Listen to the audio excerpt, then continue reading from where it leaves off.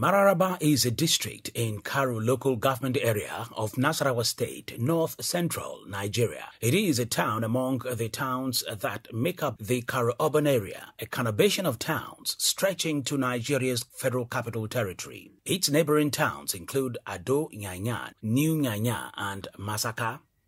As a result of rapid growth and expansion of administrative and economic activities of Abuja into neighboring towns, coupled with the evacuation of tens of thousands of people from Abuja by the Federal Capital Territory Administration, MARARABA is believed to be one of the most densely populated suburbs around the Nigerian capital city, Abuja, and this contributes to its reputation as having one of the most busiest road channels, with traffic jams stretching as much as 11 kilometers from the popular AYA junction during rush hours. MARARABA also has various markets like the fruit market, MARARABA market, and other local markets. The rapid population explosion, with a modest improvement in its infrastructures, gradually turned MARARABA into an urban settlement and is arguably believed to be one of the most densely populated suburbs around Nigeria's capital city. With its dense population comes the peculiar challenges of typical Nigerian city crimes, dirt and traffic congestion, among others, that have continued to be the defining features of this extensive settlement. It is increasingly becoming clear that aside from the challenge of the traffic gridlock, residents of this sprawling settlement also have to contend with rising incidents of phone and handbag snatching, pickpockets, and other sundry crimes which are contributing to making life brutish for them. We also have reported cases of cult clashes. Honestly, the observation about the population explosion in this MARARABA axis is a thing to worry about. It's sad that the government and critical stakeholders, even in the security family, have allowed the situation to generate this level. The high rate of crime is there, is glaring, and general instability, so to say. It's a rowdy environment. The traffic jam is there, and you don't just feel safe driving along that axis. It's a whole lot of problems. I want to believe that if government deliberately wants to intervene, the situation can be redeemed. For example, the government can depopulate that area by opening up new areas. Let there be, new settlements. Government can deliberately do settlements and move people out of that axis from the street. It's not good to find people on the street selling all kind of wares. So this is one of it. And there should be increased presence of security personnel. They should be there. They should be there.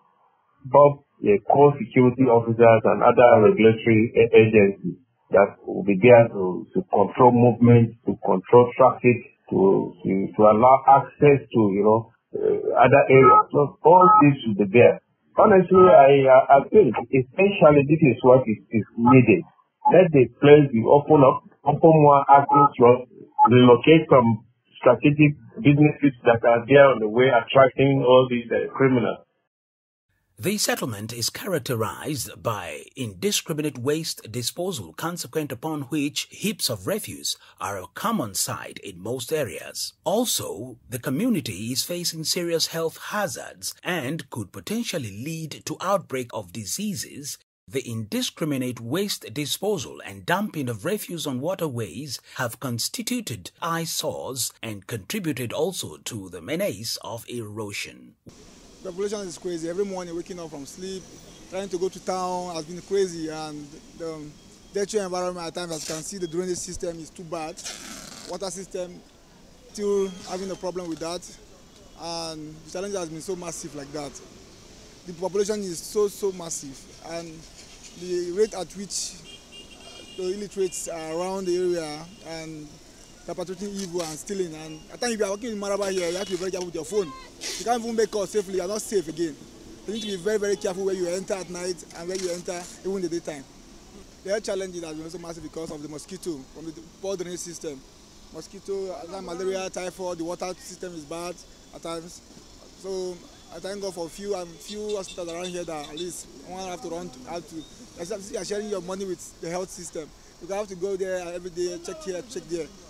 That's how it has been. My take on the MARARABA Act is simple and it's straightforward. We are seeing the repercussions already. There's serious issues when it comes to traffic. There's serious noise and air pollution. Waste disposal is a problem. Drains are actually at a terrible state. But the solution, respecting the building code. And what basically is the building code? Simple setback. There should be specific setback for every construction going on. There's some setback that's expected between the road and the set house. There's a setback between the house and the fence. There's a setback that's expected between drainage on the road, the width of the road. All these things are things that should be put into consideration. Now, if you leave this out, you definitely begin to have challenges like what you're already experiencing in MARARABA. Now, there's something you cannot take away. There's a population explosion going on there. Another thing is there has to be adequate plans to accommodate the population. That means the place should be structured. As it is, people want to feel that it's already too late. I don't think so. There's still possible solution to the situation right now. There's still possible solution. You need to begin to look at the size of the roads, number one. Number two is proper drains. Then the houses aligned next to each other. What's the distance apart? What's the distance between the house and the fence? Those are the things that must be considered. Then the quality of some of the structures has to be put into question. And any new development going on should be strictly monitored to meet future developmental plans. These are some of the things, if they can address it, MARARABA will become a place people would love to be. This rapid increase could, however, be accounted for by the shortage in housing facilities for migrants. Local government staff, academic institutions, health centers to adequately cater for the influx of the rural population coming to seek for a greener pasture and business opportunity in MARARABA area. You know, the implication of this population's explosion is that there is increased pressure on the environment and the people. Also have diverse effect on the few health centers for the residents. And truly speaking, the Karo local government primary health care hospitals obviously is overstretched and cannot cater for the growing medical demands of residents. That is why there are private hospitals within the area to assist in providing the necessary health care. Efforts are still on to define the population census of the area, a total process of collecting, compiling, evaluating, analyzing, and disseminating demographic, economic, and social data relating to the provisions of amenities and primary health care to the people in MARARABA community. Business owner tells her story. We are dying. The population is too much. We are dying. Everywhere is dirty. No gutter, no road, water, electric, no one at all. People that normally stay 24 hours for road. You will go work in the morning, coming back in the midnight. The hold up is too much. Snatching my phone, that one, na Catholic. It happen now, but I don't blame any one of them. It's because of no money, condition, no food, no work. They are not working, nothing. So that's why, let them help people. From 18 years, 20 years, 25 years. Perhaps because of its proximity to the FCT, and in view of the fact that houses in this settlement are relatively cheaper, most people work in Abuja but reside in MARARABA. Eventually, the push for accommodation made MARARABA the darling of those who couldn't afford their expensive houses in the city center. Hence, the town witnessed a rapid population explosion that ultimately overstretched its infrastructure. Who are the worst hit by the crisis? A young man who plies his trade as an Okada rider relates his ordeal. People plenty where for this MARARABA. Wallahi, road no good. Wallahi, no good for Maraba. Wallahi, Allah. If you go that road, you see, wallahi, quota plenty for this Maraba. Wallahi, I no get house. As should be expected, virtually every regular user of the road has one sad tale or the other to tell regarding the delay occasioned by the traffic congestion which occurs every day of the week, including weekends, and hence is a regular occurrence. For Mararaba, traffic congestion is indisputably the norm. What is the future of the community? Also, narrating his experience on the road, he noted that the number of hours and distress caused by the traffic in a hot environment like Abuja should only be imagined and not experienced. If you have been driving within this route, you will know that the traffic has been so massive because you are struggling with not only the vehicle but the bike men and the wheelbarrow pushers and even the human being. Everybody wants to cross. They don't take the bridge anymore. They want to cross the road using this, which has been crazy because everybody is in the haze and blockage. At times, you can be driving around Mararaba Road. You might be, if you're not careful, you'll have to lose one of your side mirror. The past administration's development plan 2021 to 2025 by President Muhammadu Buhari in December of 2021 is the latest to form the basis of the development plan that is in the Section 75 of the 1999 Constitution, which provides that the number of inhabitants of Nigerians in or any part thereof shall be ascertained by reference to the 1991 Constitution of the Population Census or the latest population census held in pursuance of an act of the National Assembly after the coming into force of the provisions of this part of this Constitution. What is the Nasarawa State government doing? The Works and Housing Councillor of Karo Local Government, Yohana Seriki, has this to say. Well, the challenges here are major urban environmental problems that occur due to higher population growth and also the uncontrolled and management urban expansion has led to the doubling of the densely built up areas during the last decades in Mararaba.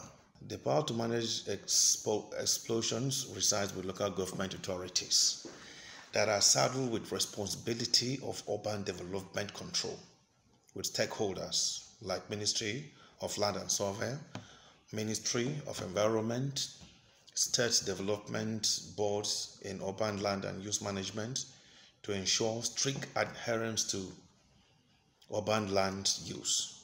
One thing that clearly marked Mararaba out for both its residents and a first-time user of the Mararaba-Abuja road, depending on what time one gets to the road, is the traffic congestion.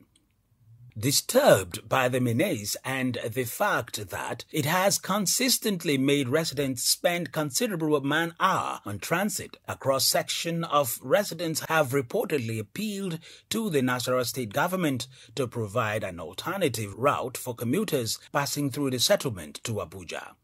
Not surprising, the surge in population of Mararaba has led to the emergence of slum settlements inside the city with rising concerns over crime and other forms of criminality.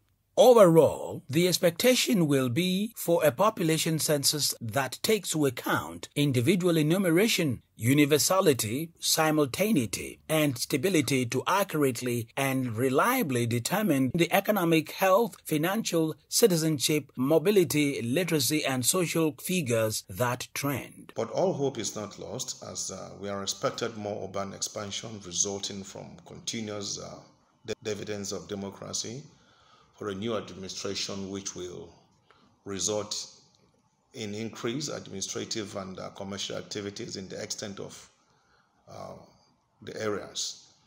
The upsurge in populations of the area will also be enhanced in time by the desire of the state government to restore Mararaba to its master plan as the most closest settlement to the Federal Capital Territory, that is the FCT.